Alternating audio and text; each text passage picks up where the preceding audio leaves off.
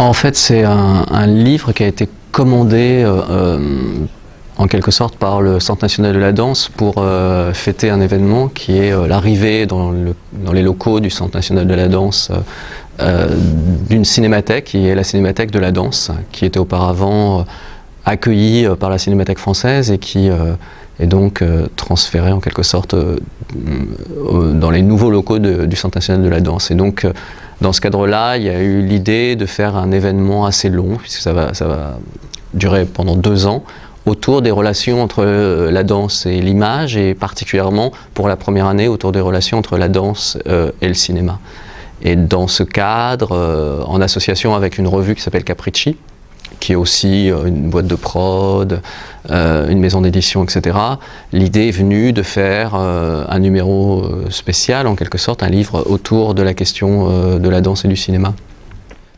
Mais l'idée que j'avais, que je tenais à défendre, c'était que, au fond, la danse au cinéma, c'est beaucoup plus large que simplement des numéros dansés, d'une certaine façon, et que la danse au cinéma, c'est aussi bien des moments où les gens dansent pas vraiment, où il n'y a pas vraiment de danse apparente, mais où la maîtrise du corps et où la façon de faire des gestes, de se laisser aller, de tomber, de courir, etc., révèle un sens ou une façon d'être au monde qui est de l'ordre de la danse. Donc l'idée, c'est finalement d'élargir le rapport entre danse et cinéma en disant, bon d'accord, par exemple, il y a de la danse au cinéma quand on voit des gens danser, mais il y a de la danse au cinéma autrement et par exemple, quand on voit absolument personne danser, mais quand on voit quelqu'un tomber, la façon dont on tombe, c'est aussi un geste chorégraphique. On ne peut pas tomber, ou alors on tombe naturellement et alors sans le vouloir, mais dès qu'on tombe non naturellement, alors ce sont des gestes chorégraphiques. Et je pense, si on doit citer un exemple, je pense à une chute de Mathieu Amalric, par exemple, dans le dernier film d'Arnaud Desplechin, où il tombe comme ça verticalement, comme droit. Alors évidemment, on sait qu'il y a un matelas dessous, mais le choix de le faire tomber comme ça, finalement, c'est un choix qui dit quelque chose sur la fatalité de la chute et c'est un geste chorégraphique. Donc l'idée, c'est d'aller chercher le chorégraphique, finalement, dans le cinéma, là où on ne s'attend pas forcément à le trouver, et de la même façon, d'aller trouver le cinématographique dans la danse, pas simplement là où, d'une certaine façon, il y a des évidences, comme par exemple des citations, des reprises, etc. Mais là où on voit en fait un regard, un type de regard qui est porté sur la scène qui pourrait relever du type de regard qu'on porte sur un écran. Et on peut considérer beaucoup de films comme du chorégraphique. En fait, j'ai tendance à penser que le chorégraphique, il n'est pas nécessairement dans le film, mais il peut être aussi dans le regard qu'on met sur le film. C'est-à-dire que logiquement, ou souvent, on a tendance à regarder les films avec des outils théoriques, disons, qui seraient le montage, l'ellipse, les cadres, les valeurs de cadre, les valeurs de plan, etc. Donc, selon un vocabulaire qui s'est constitué dans l'histoire de la critique de cinéma et qui est un vocabulaire purement cinématographique. Mais une des idées que j'ai, si j'ai quelques idées, une des idées que j'ai, c'est qu'on pourrait regarder les films avec un vocabulaire qui serait un vocabulaire hérité de la danse, hérité du chorégraphique, reprendre par exemple les catégories de Rudolf Laban, le poids, le flux, l'espace, le temps, et regarder les choses de cette manière-là. Et pour moi, il y a un exemple qui est très très clair, en fait, et que je cite souvent parce que je le trouve vraiment très clair, c'est l'exemple de Jean-Luc Godard, d'une certaine façon. Si on regarde les films de Godard avec des concepts chorégraphiques plutôt que de les regarder avec des concepts cinématographiques, non pas que le regarder avec des concepts cinématographiques n'ait pas d'intérêt, mais c'est juste pour, d'une certaine manière, élargir le regard, on s'aperçoit qu'à un moment, chez Godard, les corps ont changé. Et alors qu'on avait affaire à des corps légers, à des corps bondissants, à des corps qui couraient, à des corps qui étaient dans une espèce de vitalité explosive, comme ça, tout d'un coup, vers la fin des années 70, les corps se sont brutalement alourdis. Ils se sont mis à tomber, ils se sont mis à s'accrocher les uns les autres, ils se sont mis à se retenir à des branches, à se retenir à des fenêtres, etc.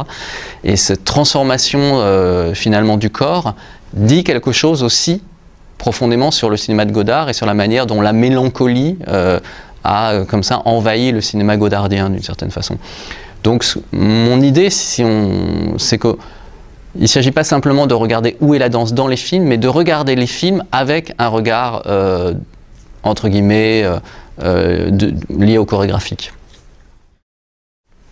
Je pense qu'il y a vraiment pour moi, il y a une différence entre effectivement le documentaire, ce qu'on appelle aussi parfois la vidéo-danse, ou la captation de spectacle, qui consiste à se poser des questions là de fidélité au spectacle dans les choix de mise en scène. C'est où on va mettre la caméra. Je me souviens avoir parlé par exemple avec Valérie Urea qui fait beaucoup de captations de spectacles de danse, pas seulement, elle fait aussi à proprement parler des documentaires, mais lorsqu'elle a fait une captation d'un spectacle de danse qui s'appelle Déroute, qui est un spectacle de Mathilde Monnier, elle s'est demandé, c'est un spectacle où les gens marchent beaucoup, et elle s'est demandé où elle allait mettre les caméras pour filmer, pour être fidèle d'une certaine manière à cette marche et à ce rythme qui était imposé par la pièce. Et elle s'est dit, peut-être je vais mettre la caméra au niveau des cuisses des danseurs. Ça ne veut pas dire que la caméra ne pourra pas se soulever, mais disons, son niveau comme ça d'équilibre, ce sera le niveau des cuisses des danseurs. Et puis elle panotera en haut, en bas. Et en étant au niveau des cuisses des danseurs, d'une certaine manière, elle avait l'impression d'être réellement dans la marche. Donc, pour moi, la captation, disons, ou ce qu'on appelle le filmage de spectacle, ou la vidéo-danse, etc., les questions qui se posent au cinéaste sont des questions vraiment de mise en scène, pour trouver la bonne mise en scène, pour, d'une certaine manière, rendre vraiment compte du spectacle tel qu'il est, ou en tout cas tel que la personne qui le regarde le voit, parce qu'un spectacle tel qu'il est, c'est encore une autre affaire.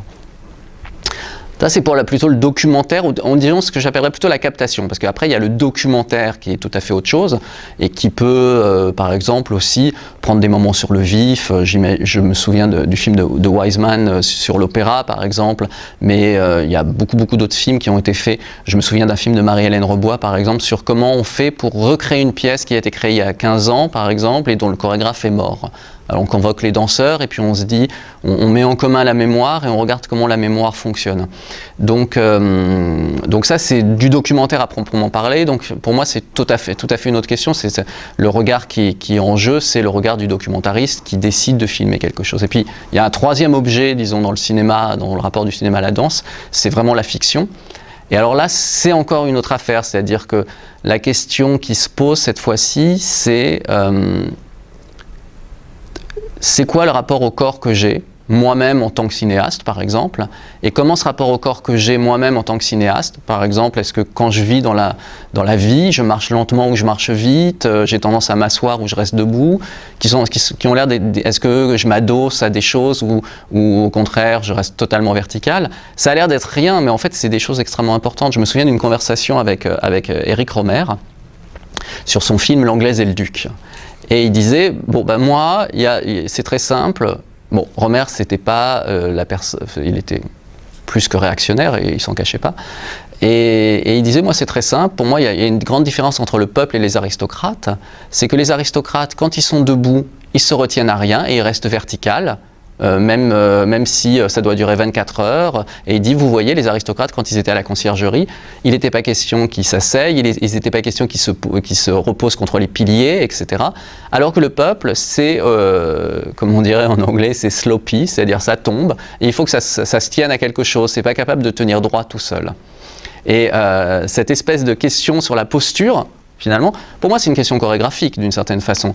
Et alors on a tendance à pas forcément le remarquer quand on regarde un film, c'est-à-dire qu'on se dit pas forcément, tiens, comment le peuple se tient et comment les aristocrates se tiennent. Mais d'une certaine façon, c'est peut-être plus fondamental qu'un discours qu'on entendrait par les mots, parce que ça dit quelque chose sur la façon d'être au monde.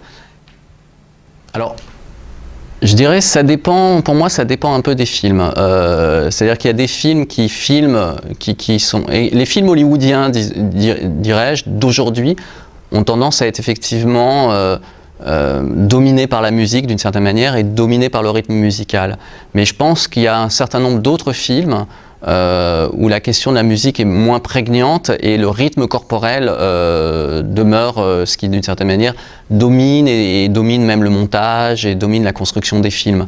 Et on voit pas mal de films européens par exemple où les cinéastes vont travailler avec des chorégraphes et vont laisser d'une certaine manière aux chorégraphes la place de construire une espèce de rythme corporel qui porte un sens. Je pense récemment à un film dont on pense qu'on veut mais qui est Louis Wimmer par exemple, et où il y a une petite scène qui est visiblement une scène travaillée chorégraphiquement, où le personnage est au-dessus d'une cité et se met à danser dans un geste à la fois de libération, de naissance, etc.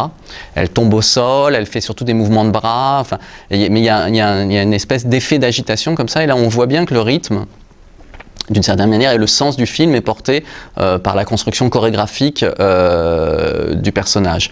Donc effectivement, il y a des heureusement finalement, parce que c'est ça le cinéma aussi, il y a des pentes totalement différentes qui sont prises, et entre, disons, le chorégraphique qui consiste à filmer des numéros dansés, et qui n'imaginent pas, par exemple, qu'on pourrait danser sans musique, alors que c'est totalement possible de danser sans musique, et qui, d'une certaine manière, impriment une sorte de mouvement musical, un rythme musical, et montent selon même ce que Walt Disney appelait lui-même le Mickey Mousing, c'est-à-dire le fait de faire les pas en fonction de la musique, quoi, et qui montent en fonction de la musique.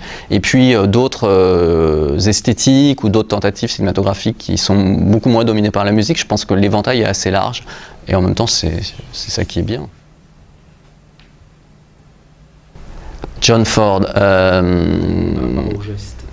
John, à l'économie du geste, justement. Oui, John Ford, c'est quelqu'un qui... D'abord, chez John Ford, il a une réplique très très fameuse qui est... bon, écoutez, les acteurs sont plus payés que les techniciens, donc c'est aux acteurs de bouger et pas aux techniciens. Et d'une certaine façon, il fait beaucoup bouger ses acteurs, effectivement, mais en même temps, dans une sorte... on pourrait appeler ça d'économie virile d'une certaine manière, c'est-à-dire, et de la virilité classique, c'est-à-dire que quelqu'un qui est viril, c'est quelqu'un qui ne fait pas trop de gestes. Depuis l'Antiquité, cette tradition, elle s'est maintenue. Trop de gestes, là, comme j'en fais un peu trop, c'est pas un signe de virilité. Et je crois que chez John Ford, il y a cette idée-là, en fait, c'est-à-dire que parce que la virilité, c'est celui qui est capable de se contenir d'une certaine façon, et John Ford fait se contenir ses personnages.